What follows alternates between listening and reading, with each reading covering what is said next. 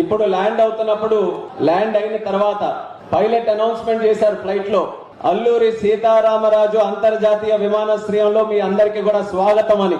ఆ మాట వినడానికి ఎన్నో సంవత్సరాల నుంచి మనం ఎదురు చూస్తూ ఉన్నాం. వాస్తవానికి చెప్పుకోవాలనంటే ఈ యొక్క భోగాపురంలో ఎయిర్పోర్ట్ అన్నటువంటి బీజం వేసినటువంటిది మన విజనరీ లీడర్, మన ముఖ్యమంత్రి వర్యులు శ్రీ నారా చంద్రబాబు నాయుడు గారు.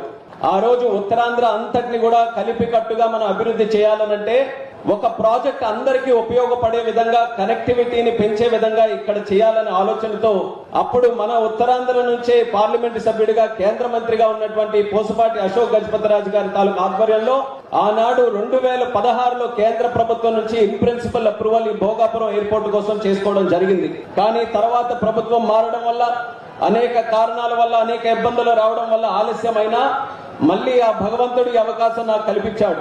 ఈ మూడోసారి ఈ యొక్క ప్రాంతం నుంచి పార్లమెంట్ సభ్యుడిగా గెలిచి మళ్ళీ కేంద్ర మంత్రిగా సివిల్ ఏవియేషన్ శాఖగా నాకు చేసిన తర్వాత ఇది దేవుడు నాకు ఇచ్చినటువంటి ఒక వరంగా భావించి 18 నెలల్లో ప్రతి ఒక్క నెల కూడా ఇక్కడ ప్రత్యేకంగా రివ్యూలు పెట్టుకొని చంద్రబాబు నాయుడు గారు మాకు ఒక ఛాలెంజ్ ఇచ్చారు.